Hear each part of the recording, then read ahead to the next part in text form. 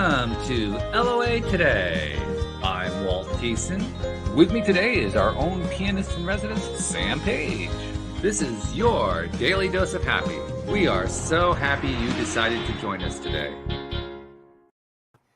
And we're especially happy to be welcoming back a past co-host, David Strickel, who was on the show for about half a year at one point there. And he's been visiting ever since then.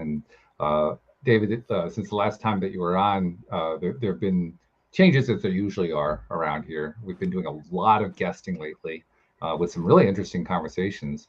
But one thing we haven't talked about in a long time, because you haven't been on the show, is Taya. So this is going to be another opportunity to bring Taya back into the conversation. In fact, Sam and I were just talking about Taya just before you hooked in. I was going to say there was a little while there when you were in boot camp. It was like Taya every day on the show. It was every day. Yeah. And then I got out of boot camp. Like, well, yeah, the Taya hour was over. Yeah. But, no, we were just talking about how important it is to stay on top of the practices, even when you leave boot camp or when you go through any kind of transition in life, because it's so easy to slip, and it's so the polarity happens, right? I mean, that's going to happen anyway. So the real question is, how are you handling it when it's coming along? And that's where the practices make such a big deal. But boy, it's so easy to just kind of put them aside. Like, oh my God, what happened? We talk about the matrix all the time now, and that's what the matrix is that prevalent vibration for humanity that does draw you back in. Mm-hmm. Yeah, it's sort of designed to draw you back in. It's everywhere. It's in the news media. It's in social media. It's in your mailbox every day. It's in your email box every day. There's little things that, fear, judgment, comparison. You're not doing life right. Something's wrong with you. This isn't the right experience. It's everywhere. I will say, though, that one of the benefits that coming out of this end of the boot camp after having gone through it is that I have a very different. It's an appreciation. It really is a different appreciation for all those nasty little things you were just mentioning. In the past, they get to me. Now I laugh at them. Yeah. You got it. It's like it's not about demonizing the matrix. It's appreciating it, but not being swept up in it. Yeah, it's a whole new perspective. Very different. And I love that. It also is a little bit of a challenge sometimes when interacting with others, because I find that if I'm not careful, I come off as flippant, which I'm not intending to be. They think that you're cold or callous because, again, you're supposed to feed the matrix, and if you're not feeding the matrix, then you're evil or demonic, or something's wrong with you, or why aren't you freaked out about XYZ the way that I am? What's wrong with you? I've definitely experienced that with people, and I'm very comfortable with it now. But when you're early into the practice, it's tricky socializing. Because people love to draw you into like a fear judgment narrative about things, and you're just not on that level or that frequency, and they don't know what to do with you.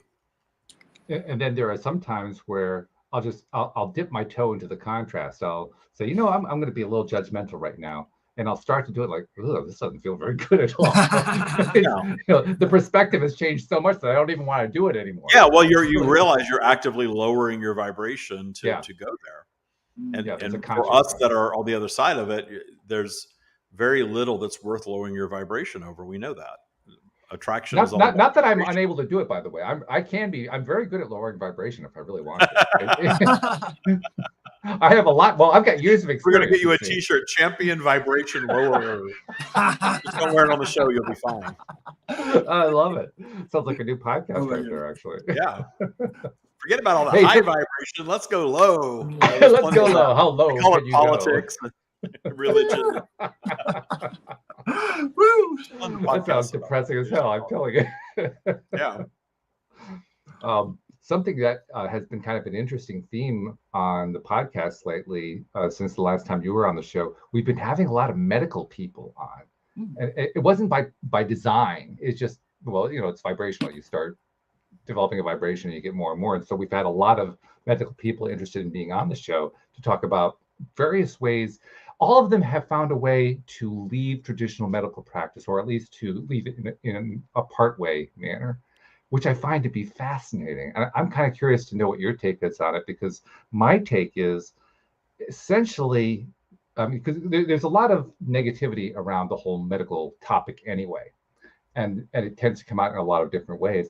I think that medical personnel are saying they may not know about the tire practice, they may not know about vibration, but they're saying to themselves, I don't like this anymore. I got to do something else. I got to make a shift of some kind.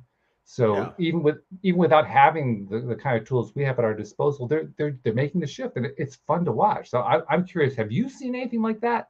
Have you seen anything in medical circles where there's a change going on? Well, I think all of humanity is sort of stepping out of the matrix. We're all doing it in our own way at our own pace, but we're all stepping out of the matrix. And I think that in Western medicine, it's so focused on fear. Take this pill or XYZ is going to happen.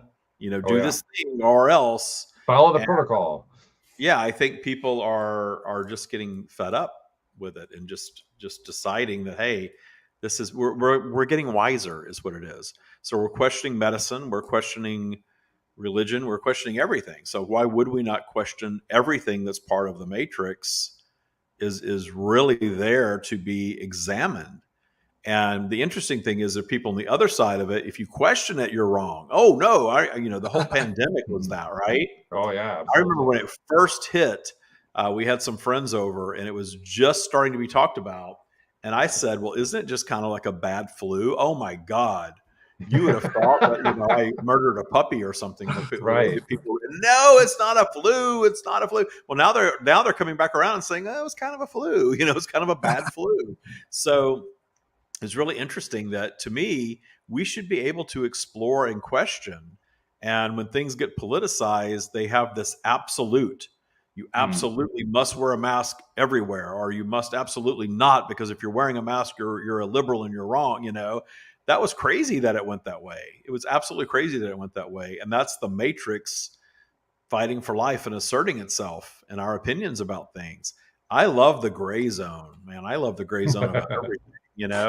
I think there's times to wear a mask and there's times not to wear a mask. I hate wearing a mask, but I have to tell you, I had to go get blood drawn yesterday just for my checkup I have this week at the Western medicine doctor. And I drove up and it was like flu screening here in the clinic. And I was like, you know what? I'm happy I have to wear a mask here today, because I don't, everyone that thinks they have the flu is here right now. And I don't want to be in the middle of all that. So yeah, I put my mask on. There was probably some fear there, but it was okay. We're living in the matrix.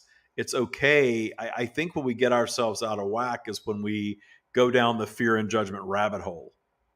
There's discerning preference. And my preference in the moment was putting on a mask. It wasn't a political statement. It was A, required to go into the building because we still have that in California. I don't know about everywhere else. And B, yeah, there's a whole bunch of people here with the flu. So cool, I'll put on a mask. No big deal. And for me, it was an experience. I was watching, my wife and I were watching, I don't even remember what the program was. Some personality traveling in Italy doing food. I don't even know what the show was.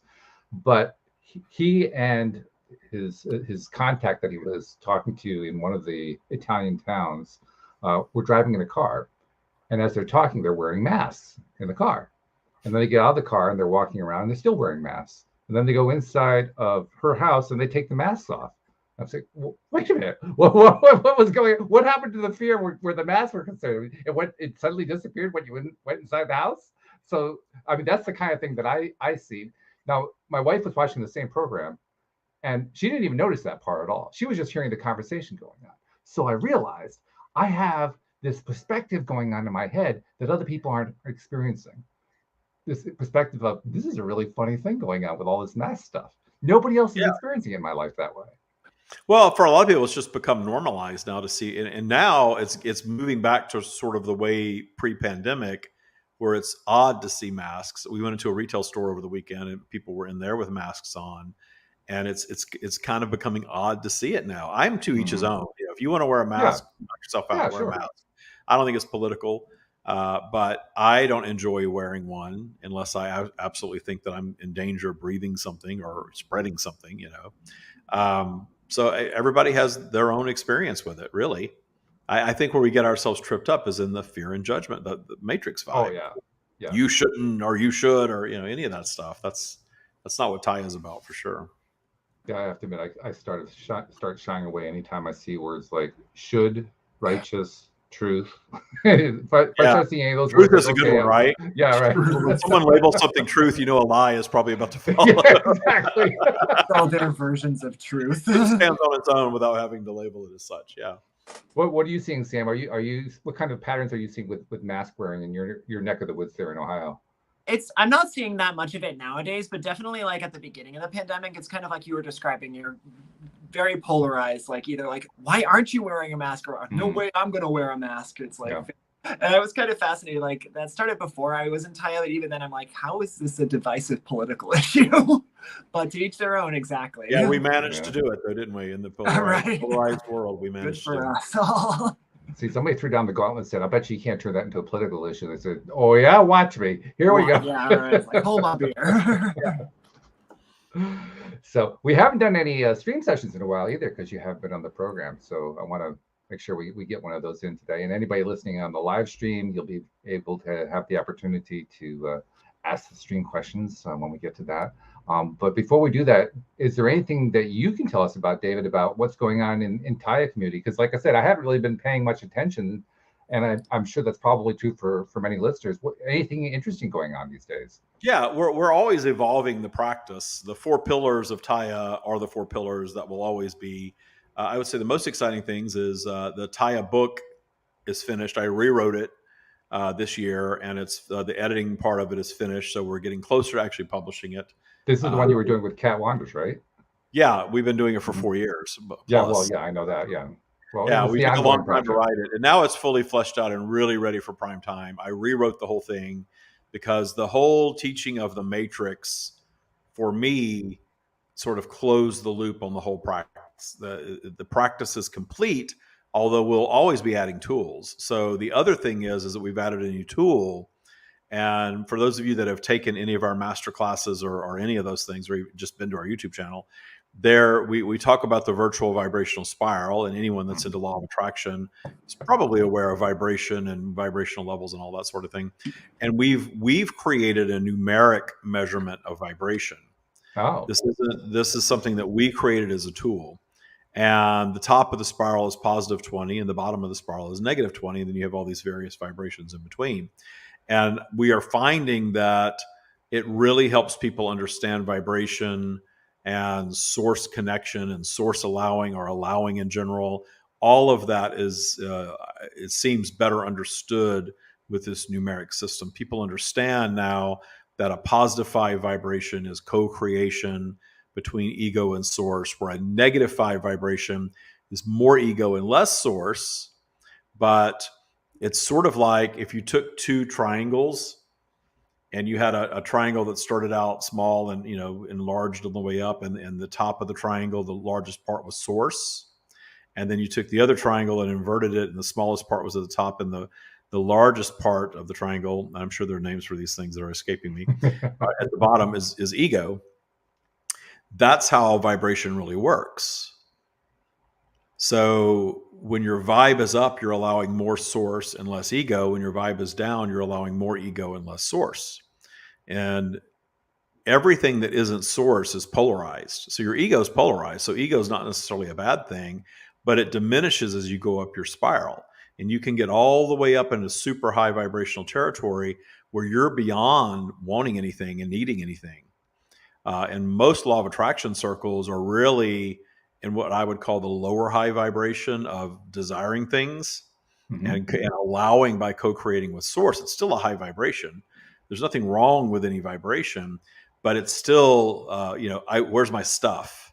I want to talk to the stream, or I want to talk to Abraham because I want to manifest my stuff. And that's like a positive 5, positive 10 vibration, where the Taya masters and myself, we've worked into this positive 15, positive 20 space, which is really interesting, but kind of boring. That's a good description. I like that. You get so high in source allowing that you just don't care about manifesting anything anymore. And it's a magical place because abundance is assured, especially at that vibration, because the universe is delivering abundance all the time. Our ego is the thing that separates us from that. So we have the human journey. And when you get your vibration up there and you're feeling so enlightened and so joyful and so just knowing and understanding and appreciative of all that is, you just don't want anything anymore. And I got myself up there this year for a while. And then I consciously decided maybe I don't want to be up here so much. Maybe I want to be down in humanity a little more. And we have double Sams. Wow. We have the Sam Page bookends. I love it. I want to be in that co-creative space of +5, +10, because I think if you get yourself up to +20 and you hover there, you probably meet your demise in physical, because there's no purpose of being physical anymore. And I feel like I was kind of heading there. It was a really interesting experience. But now I'm sort of like, let's bring it down a notch or two. Let's get down to +5, +10. And most of humanity is operating at -5. -5 is the matrix. And certainly there are members of humanity that operate as a default lower than that even. But, if you are dutifully working at a job because you're supposed to, and paying your bills because you're supposed to, and in a relationship because you're expected to, and you feel that anxiety is sort of your normal vibration, that's -5, and you're dipping into -10 sometimes. And most of humanity operates there. That's the purpose of the matrix, is to keep you. And I labeled -5 compliancy, not complacency, but compliancy, where you're complying with the matrix. You're doing what humanity tells you you're supposed to do, and it doesn't always feel good.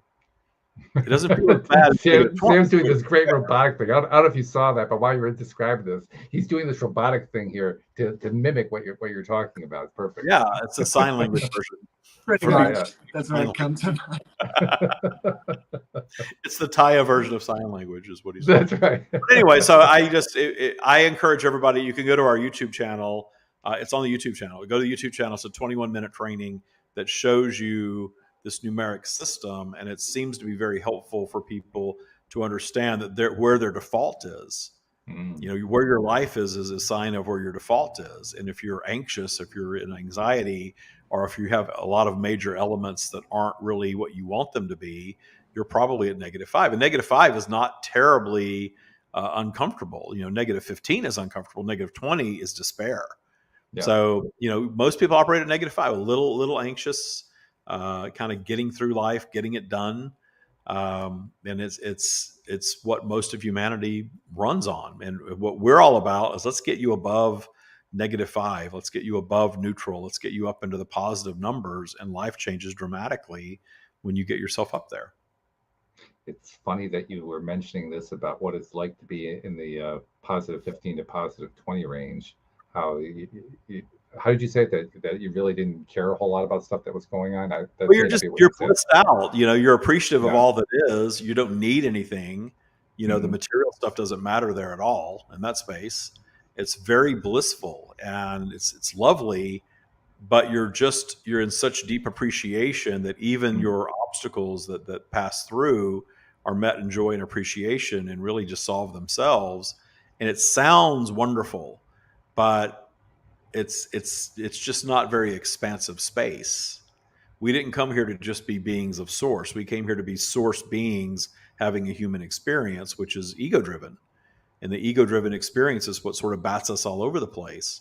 So Taya is more and more evolving into the perfection of imperfection. It's not about, come take my course and learn how to be a millionaire and have all the shiny things you want and all that, all of that. It's never been about that.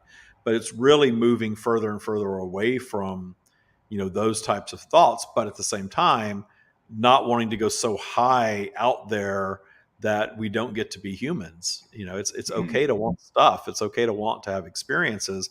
Just don't think that's not really expansion. Yeah. The getting there might be expansive, but that's not really the matrix tells us that that's expansion, but it's not. Right. Yeah. Well, the reason I even mentioned it is just today, I can't say I wasn't flying that high. I wasn't in that high bliss territory, but I was kind of like in the +5 to +10 area, maybe a little over +10. And I had reached a point where I have like 2 important projects going on right now, and there was nothing to do on them. and I also have a minor thing, the business going on, and there was really nothing to do on that. And I was faced with an unusual quandary. I had no idea what to do. It was just, Yeah. there was no bad feeling associated. It was it's kind of like, okay, I'm up here, everything's perfect, everything's great. What do I do now? Yeah, I'm not. And we, I talked about that this morning. I was teaching in the class where Sam was, and I used Adam Levine as an example. If you follow pop culture, Adam Levine is or was the lead singer of Maroon 5. I think they're still together. And charm life, good looking, talented, mega rich, mega famous. Everyone loves Adam Levine. Right. And now all these DMs that he's been sending all these other women, allegedly, cheating on his wife, are coming out. And some of these things are really embarrassing. So I just use that as a current day example of someone who has life so dialed in materially that they have to find a way to disrupt it, to create contrast for themselves, to create an experience. Yeah. So, and I was experiencing that in a sense today. I mean, I wasn't allowing myself to go down any of those rabbit holes, but I could feel the pull. Like, okay, you don't have anything else to do. Why don't you go look at the news, or why don't you go check out what's happening with the Ukraine war or something like that? And I'm thinking, whoa, what's going on? Or go DM some girls on Instagram while you're watching. Right. Oh my goodness, very interesting stuff. Yeah, I guess that shows it could have been worse, Walt. What was that, Sam? I guess that shows it could have been worse, Walt. Yeah. Well, yeah, sure. It can be worse, but of course, it also comes down to how am I going to perceive it, and right. I wasn't perceiving any of it as being bad. It was just like I just don't really want to go there. Right. You can, when you get into the practice, you can absolutely pay attention to current event. You don't have to go put your head in the sand and pretend like humanity isn't happening. It is. Right. Yeah. But the way I look at it is there's always far more positive than negative. And yes, there are people suffering in the world. And yes, it is a point of attraction and one that they may not even understand, but I can appreciate their suffering. Mm-hmm. And that's when people look at you like you have horns sprouting out of exactly. Well, that's what we were talking about earlier. Yeah.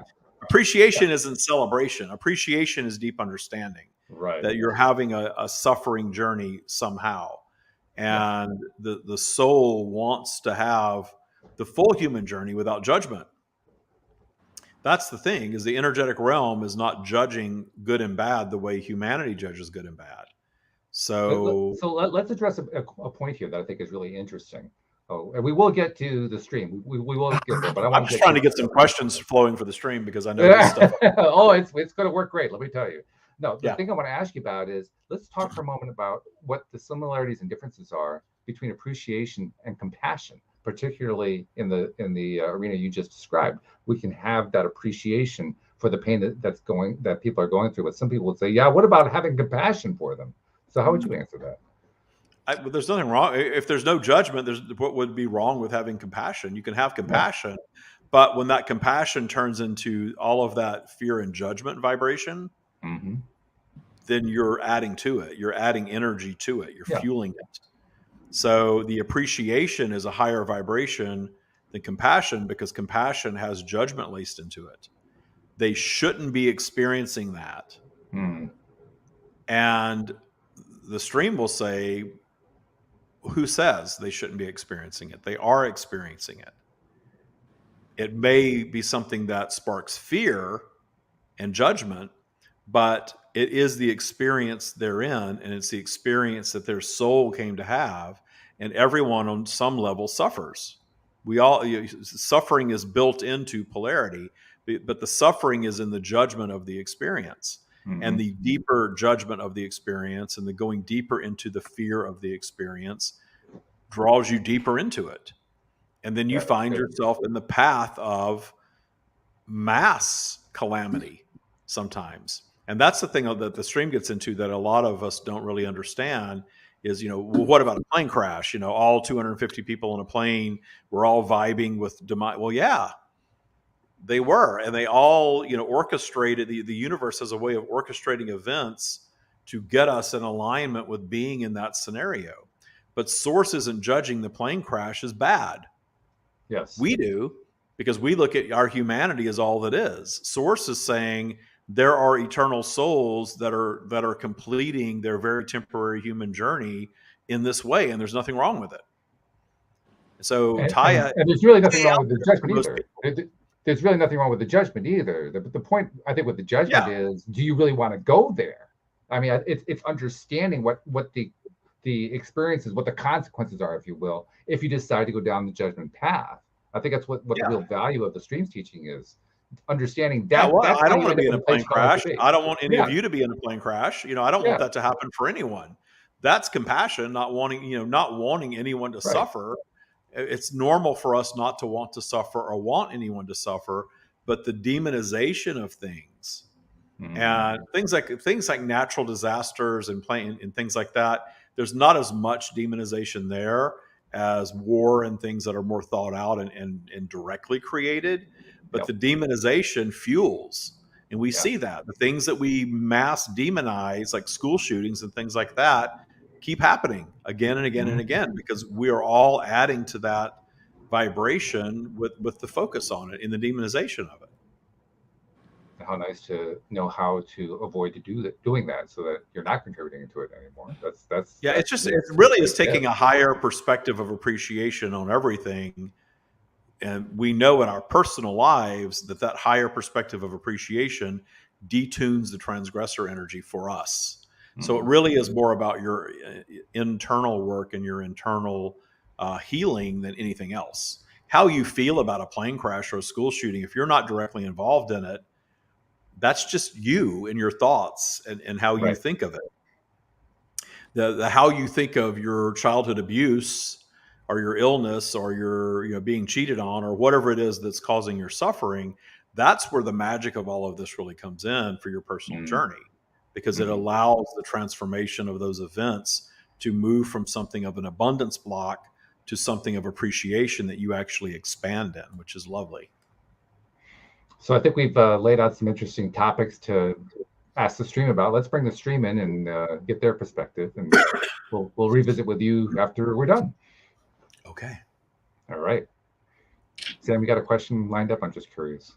A couple, possibly, yeah. You do? Okay, good. I like that. And anybody who's listening in on the live stream, by all means, feel free to plug them into the chat column there, and we will make sure that the stream gets asked. We are here. Hello, stream, our old friend. It's great to talk with you again, to kind of distort what Simon and Garfunkel said. Thank you for being here. Very grateful. Yes, we definitely appreciate you. And we're certain that you're aware of the conversation we were just having with David. So we're going to start off by asking you to elaborate on how would you describe appreciation and compassion, and how similar they are and how different they are. Appreciation is the very best word within David's vocabulary to explain having such a deep understanding of anything that you no longer choose to judge it. In fact, you understand it so deeply that you no longer can judge it. That vibration, we are using the word appreciation to describe that vibration. The compassion vibration very often is utilized in such a way that it includes elements of judgment, meaning that when you are having compassion for someone, there is sometimes a vibration present, not always, but sometimes a vibration present of your judgment as what you are being compassionate about should not have occurred or should not be. And what you are not acknowledging is that beyond the ego, the human operating system that you are interacting with or witnessing in the being that you are compassionate about or toward, there is a source being, there's an eternal being there that is very much desiring, and not even really desiring, because the idea of desire is not acknowledging that the expansive journey of being a human is not guaranteed. It is. So the desire of source to express itself in physical is not really a desire, it's a guarantee, because that's why physical exists. But we will use the word desire. The desire or need for that expansion that is offered, that is why you're here. That is why you come to physical. Your soul is choosing to manifest in physical to have an expansive journey. Your expansive journey is manifested via your collection of experiences that you create for yourself. And you create all of them, even the ones that you do not want, and certainly the ones that you do not understand, are still your vibrational creation, just by the fact of being human. Not because you deserve them or desire them or are paying some retribution for previous experiences or anything of that nature.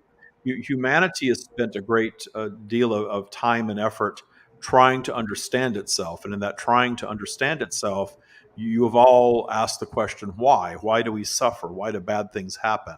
Why do we have these challenges? The answer to that question is your challenges are something that you create for yourselves to then move on and create the experiencing of them and the ultimate solving of them and expanding your being eternally in the solving of them. So if you weren't in a polarized environment, you wouldn't want for anything. Because in your non-physical state of being, you truly want for nothing. You are operating, as David was referencing at the positive 20, all the time, because there is zero ego present. So you are blissed out. You are in a state of deep appreciation, and if you want to use the term love of all that is, you are there all the time. And while you're in your physical journey, you may dream of something like that and say, and very often humans do, that you can't wait for this to be over with so that you can return to whatever is that you believe is perfection. But there's no real perfection because there is no expansion in that space. There is no expansion of consciousness, because how is your consciousness going to expand being blissed out and appreciative and non-judgmental of all that is all the time? You achieve that in projecting into physical environments where you have two things going on. You have things that you appreciate and want to experience in a physical way, which you cannot do in non-physical very much. Understand that in your physical journey, the things that are physical that you enjoy, the sights, the sounds, the feelings, the emotions, the physical pleasure, all of those things do not exist in the energetic realm. You are of mind only in the energetic realm. The physical vehicle, notice how the physical vehicle delivers through your senses the physical experience. That doesn't exist in the energetic realm. That's a physical thing. So you want very much to experience an environment and everything that it has to offer in a physical way. But you also want to experience the challenges of the environment. That's why you have polarity or duality, or however you wish to refer to it. That polarity is taking you on this magnificent vibrational journey of both wanted and unwanted things. And the unwanted things are your motivators from which to create. So you have something that is unwanted in your path, and you can judge it and you can suffer in it, and you can have it reoccur for yourselves throughout an entire lifetime if you choose. Or you can have it go on long enough to where you finally get fed up and find a solution of some sort.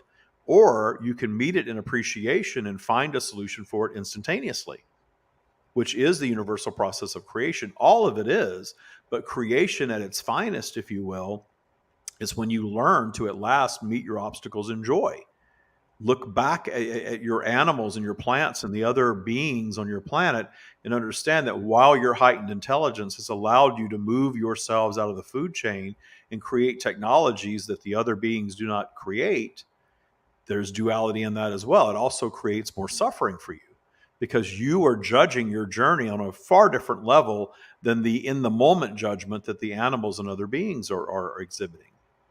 So that judgment is creating suffering. And that suffering experience is part of what creates the human journey. But long suffering also creates great expansion. So you are catapulting yourselves as beings through your suffering to higher and higher levels of consciousness.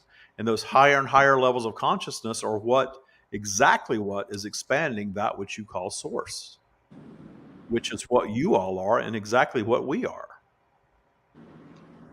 Mike in the live stream asked a couple of questions that are tagging on, or they're basically putting the tail on what you just described quite beautifully. So let's bring them in. He says, how do we go about changing our experiences if we want to increase our experiences? The changing of experiences is always going to manifest itself in you shifting some elements of your reality that forces a shift in your vibration. So you all hum along in this developed vibration that you've all created for yourselves. That's why your lives tend to be repetitive day after day after day and shift slowly over time. It gives you this sort of known journey, but it's a journey nonetheless, because you do age through your experience, and the aging process is designed to create disruptions to your journey.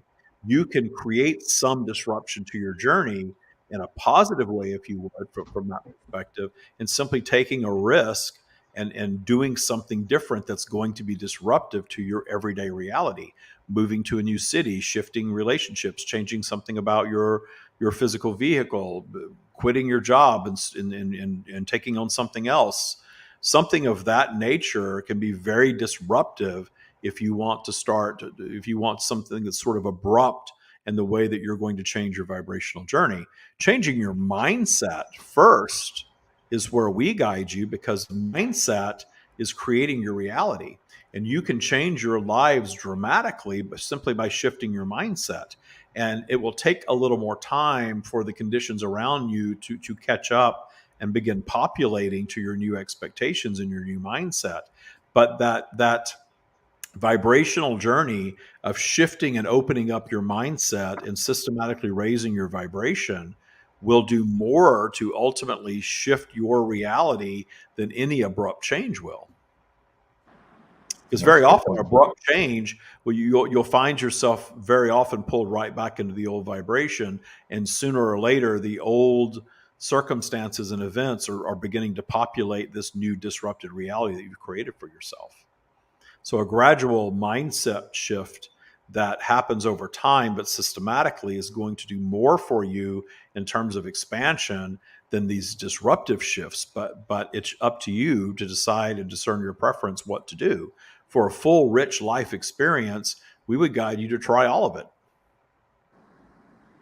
That's really good. And that's also very consistent with what has been going on here on the podcast for the last few months. It seems like every single guest who has come onto the show has agreed, yes, the most important thing you have to do in order to make whatever kind of change that they're promoting, I can help you get to this particular place, whatever that place is. It always starts with mindset, and they all agree mindset's there. So it's certainly apropos, Stream, that you're talking about mindset as being the thing that you can change. It's also great reinforcement, because now everybody is agreeing on the same thing. Yes, mindset is what it's all about. Mindset is where the change has to take place. Mindset is where you want to give your attention if you want to really change your life for the better. I love that. I love the consistency. Your mindset is your human operating system, just like your devices operate on an operating system.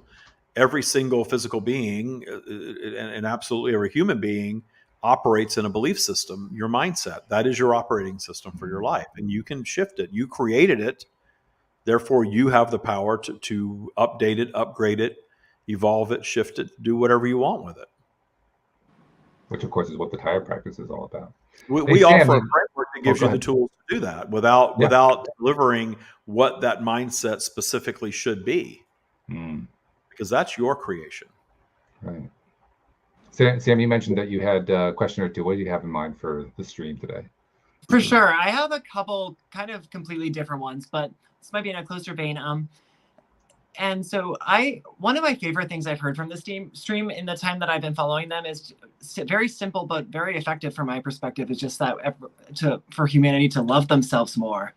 But I remember saying something to that effect to friends, and they have trouble doing that. So I feel like I do know several people who might have just trouble finding love for themselves. So I'm wondering if maybe you can speak more on that, or give guidance to those who may be having trouble loving themselves. Good question.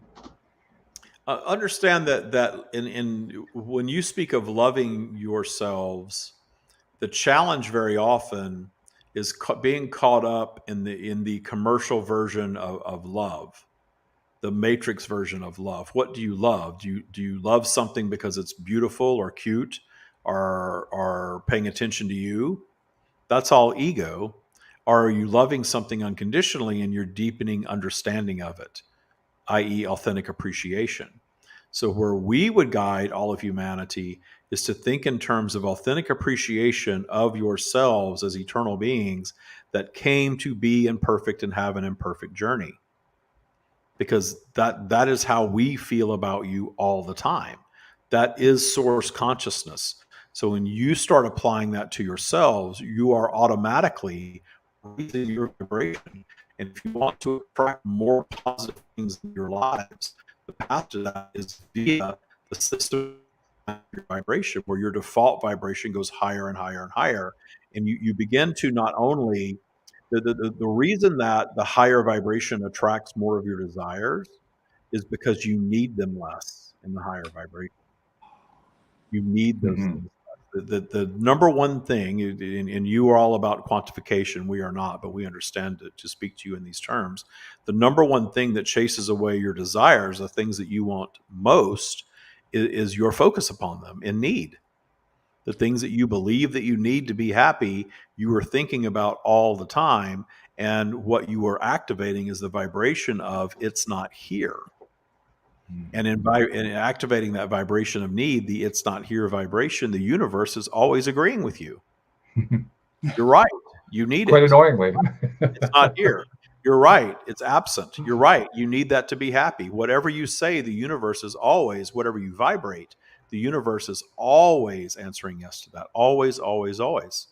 And when you start thinking that manifesting certain things is going to suddenly make you happy or make you a worthy being and allow you to love yourselves more, you're placing all of these conditions that are so incongruent with the way the energetic realm operates. The energetic realm is all appreciation of all things all the time. So when you're vibrating at anything less than appreciation, you are lowering your vibration more into your ego center. And the more ego centered you are, the more swept up in the matrix you are. And humanity has created this matrix of control for humanity, an operating system for humanity. And notice how your operating systems tend to function: fear, judgment, consequence. If you don't do this, this bad thing is going to happen to you. And that gets everyone's attention and gets everybody marching sort of to the same drum in this little matrix of reality that you all operate in. But humanity is wising up to that. That's what's creating the disruptive nature that you see manifesting across your planet right now. That humanity is waking up and looking back at things like government and religion and monarchy and policing and the medical industry, all of these things, and questioning all of it. And wondering how much of it do you really need? And why are they trying to scare us so much? Why am I being fed so much fear? Why am I being told that if I don't do X, Y, Z, something bad is going to happen, or I'm not going to be as worthy, or I'm not going to have the good life that this person over here is having? That's your matrix. And the more you systematically appreciate yourselves, love yourselves exactly as you are, we are the source of all creation. You are part of us. We love you no matter what. No matter what. No matter what your bank account looks like, no matter what you see in the mirror, no matter how you're comparing yourself to what the matrix tells you you're supposed to be, you are simply operating a physical vehicle. And there's nothing wrong with any physical vehicle. Any. Regardless of what the matrix tells you, there is not. So when you stop all of that judgment of self, and sometimes it's easier to stop the external judgment first. You start healing and curing and catching yourselves when you're judging others and turn that judgment to appreciation. Sooner or later, that vibration bleeds into how you feel about you, and you start appreciating yourselves more. And when you start appreciating yourselves more, your default vibration goes up. Your default vibration goes up. You're not needing all of those external things to feel worthy anymore. And then they flow right in. It's beautiful. It definitely makes sense too, just because judgment does lower one's vibration either way.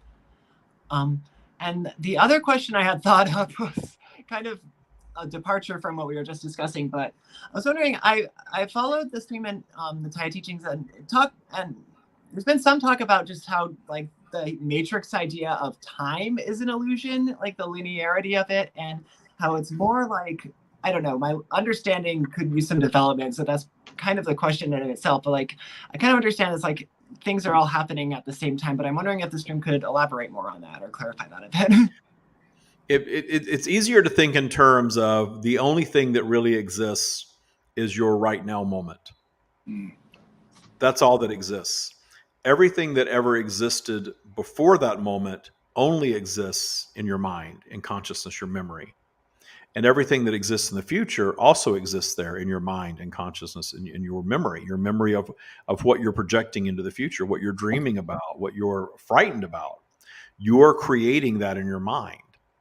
So instead of thinking of moving through life in linear, or trying to bend your human mind in this linear reality to something that is completely stacked eternally, which is how a scientist would in a very basic way describe time, the non-existence of time. Think of it in terms of everything is consciousness, everything is thought, and the only reality is where you are experiencing it in your right now moment. Yeah, that makes sense to me as well. That clarifies a lot as well. So, and two, with that, understand that your recollection, the way you are experiencing your life in the earth environment, is all a matter of your own perspective. This is why one being can go on a vacation to a place and absolutely love it, and another being can go on a vacation to the same place and despise it and have a horrible time. Your perspective is creating your reality. So your perspective of your past is creating your past, and your perspective of the future is creating your future. And you will see in your now moment the actual 3D physical things around you, including your own physical vehicle, populate to meet the expectations of what your experience is going to be in every next moment. But it's very much dictated by your belief system. And the reason that you have a belief system is because if you don't have a point of reference to sort of mentally recreate your reality over and over and over again throughout an entire physical journey, then you're going to be so disrupted in your bouncing around from reality to reality that you don't have the linear journey from which to expand. If you could suddenly snap your fingers and be a different being in a different country with a whole different experience, it would be really cool from a sci-fi perspective, but from an expansion of consciousness perspective, it wouldn't offer you anything, because where your expansion is coming from is in your journey as Sam Page. True enough, yeah. How interesting too that what you're really talking about there is the value of the time illusion. That the time illusion actually creates the expansion. So it may be an illusion, but it's a valuable illusion. The experience of day to day to day of I was this way yesterday and I wish to be this way, another way tomorrow. I wish to experience something different. That is the consciousness creation of your reality that creates the expansion of your being. Your soul is here to become an ever expanding, i.e., more sophisticated version of itself. That's why you come to physical. That's the only reason you come to physical. So think about the elements of physical that create that expansion of consciousness. Prolonged suffering, solving problems, learning new things, shifting the way that you operate your life journey, changing localities, changing careers, taking classes, learning from other people, exploring spirituality. All of these things expand your consciousness. And the more you zoom out to the source perspective of appreciation of all that is, the more able you are to observe another whom you used to judge as wrong or should not be, or less than, or considered less than by others than yourself, or whatever it is, and have such appreciation for them that you are then in alignment with them and absorbing some of their energy in a positive way, and as opposed to lowering your vibration and judgment and not receiving the bounty that is available in the observation of something that's different than you, that expands your consciousness. Look at all of the judgment that happens in your polarized world. Those that are really steeped in polarity, battling it out. I'm right, you're wrong. My side is the right side, your side is the wrong side, with zero attempt to understand the other side. How is that being expanding its consciousness in that judgment and demonization of the perceived enemy? There's very little expansion offered there. The only thing that's happening there is the expansion that is inevitable is occurring in that external judgment being inevitably turned inward. In that suffering journey, there's expansion there. Because all of that anger and vitriol is creating some expansion, but in through suffering way, as opposed to the greater degree of expansion that is derived in the appreciation of the one that is different.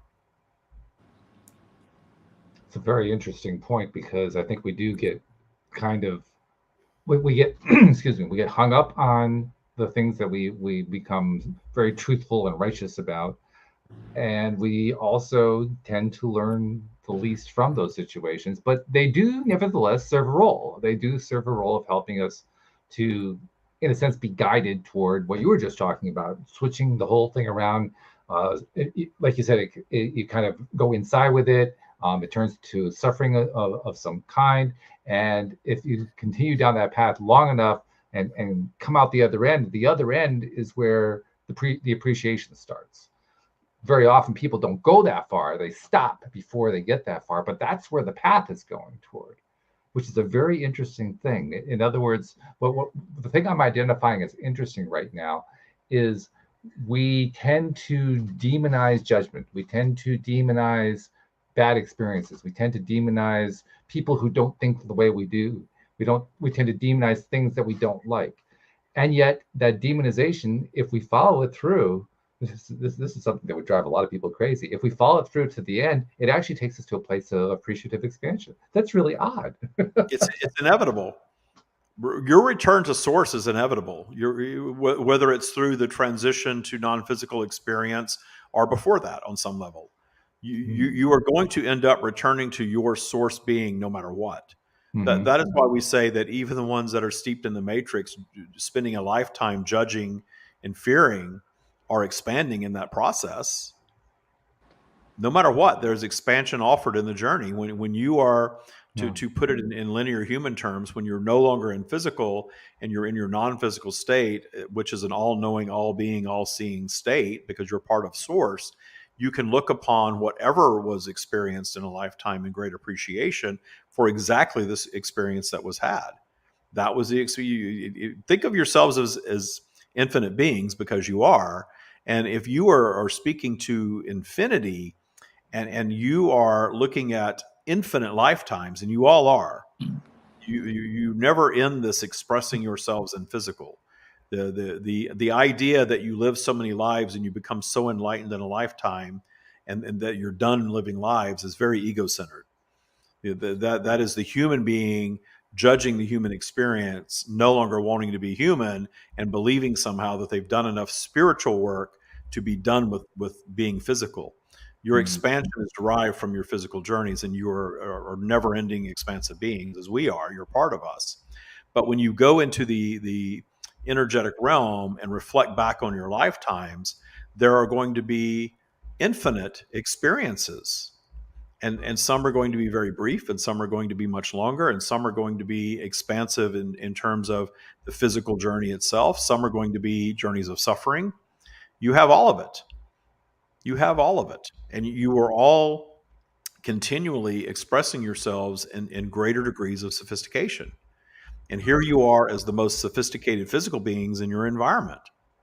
You've done enough to get to this point, and humanity has done enough as a species to get to the point in their technology and their ability to communicate to start questioning the very matrix that you created to get you to that point. Essentially, you built it, and now it's time to disrupt it or even destroy it and move on to something else. but still in contrast, still in a vibrational journey of that which you might consider positive and negative. But from the eternal perspective, all positive because it's all expansive. The only reason there's any suffering whatsoever is in the judgment of the experience. And you can, right now in real time, teach yourselves to stop judging the experience. David often comments that we do relatively short stream sessions, and it kind of throws him off a little bit. But unfortunately, this has to be another short one because we're limited in terms of the amount of time we have for the podcast today. So, Stream, I'm going to thank you once again for joining us and sharing your eternal wisdom. And we'll invite David back to see how much he remembers. That's always the fun part. Is David going to remember any of this? Oh, yeah. And also to kind of wind things up a little bit here. But what do you think, Sam? I'm curious to know what your take was. That was splendid. Loved it, to put it succinctly. Yeah. A lot of great info. We'll be listening again for sure. I'm very grateful to have been part of it. Every time that we talk with the stream, we get new it's not so much new insights. The insights are in many ways repetitive. New ways of seeing the insights. Yeah. New ways of understanding. I can agree with that for sure. Yeah. Yeah. And today was no exception. David, I don't know how much of that you actually remember, but we were exploring very much the exploration of all the judgment and the suffering and so forth, and finding the appreciation in it. That was a big part of the conversation with the stream, and it was. I don't remember a lot of this interaction, but I understand their mindset. Yes. Perspective, I should say. They're not really mindset, their perspective. Yeah, it's always a little confusing to come out of this. I'm sure it very is. Yeah. But the part that I was observing toward the end that was really interesting to me is when we take the time to, yes, we live in this world of contrast. We often take journeys of suffering. We take journeys of frustration, of anger, of fill in the blank, truth, righteousness. I don't care which blank you're filling it in with. And then if we just follow through all the way to the end, we end up in appreciation. That was a big part of what came out of the conversation. When all is said and done, you still end up in appreciation. You may end up having to leave the physical experience to get there, but it always ends up there one way or another. Source is appreciation of all things. That's what source is. And so we are all beings of source. The ego journey is temporary. It serves a purpose, but ultimately we do release that and return to source. So that makes sense. Yeah. And I think we can get there more and more in physical, with things like Taya, to take yourself more to that space while in physical. But we're also not here to just be there all the time without any contrast. Yep, that's all good stuff. We only have a few minutes left. I want to ask you, I asked you earlier at the top of the show, if there's anything interesting going on in the Thai community. Are there any events coming up that people need to know about? Anything that people need to put on their calendars? We do everything now. We've really kind of exited social media for the most part. We put things out on social media here and there. But we have a Patreon community now, so you can come and partake in the Stream of David and support the message at whatever level you want to be at. In Patreon, and there's a free feed, and then there's a $10 a month expanded podcast feed. There's a $25 a month event feed. So anything that we do event wise, unless we do something special like a retreat, which we're not doing any more of those this year, that would be on Patreon. So you can subscribe and catch all of the lives. I'm on at least 3 times a week: Wednesday morning, Thursday evening, Sunday morning with Sunday Soul Food. You can catch all that in the Patreon feed. So that's really cool. You can subscribe and get all of that. And it's if you go to patreon.com/the Stream of David, or search the Stream of David on there, you can see the community and all the different levels that you can subscribe to. Everything is in there now. The Academy has moved there. Boot camp is no longer boot camp. It's now the Taya Experience. And it's part of it. Yeah, well, I wanted everything in one community so that we're not doing this stuff over here and that stuff over there. And if you're in boot camp, you're off over there. Now it's all this one space. So you can get as much or as little of the stream as you want. Right. Yeah. Right there. And it's a good place to just know everything that's going on all the time for us. And if you sign up on our website for the email, we don't bombard you with email, but we do send a newsletter out every Sunday telling you what's going on in the Patreon community, and then any guest appearances that I do on podcasts, which I do every week. We put those in there as well, because those are all different depending on what the host wants, as you know. Yeah, absolutely. And I enjoy that. And I know our listeners enjoy it as well. I also, I'm observing now that it isn't so much a what's the latest event. I'm realizing I have to change my question. It's an ongoing series of events, and trying to label it as a single event just isn't appropriate. Yeah, well, I like keeping busy, and I love sharing the stream, and I love doing it virtually, where the whole world, the whole idea of traveling and doing retreats and stuff. I like that. We did, one at the beginning of the year, but I love being able to just reach everyone globally with the technology that we have. Technology is wonderful. And so is having you visit us on the show. I'm looking forward to the next time that you decide to grace us with your presence and with the stream's presence. But always good to be here. Thank you. Good seeing you again, Sam. That. Thank you so much. You too, Sam. Sam, I'll see you again next week, of course. And thank you very much to all who tuned in on the live stream, and to all of our podcast listeners everywhere. We'll see you all next time here on LOA Today. Goodbye, everybody.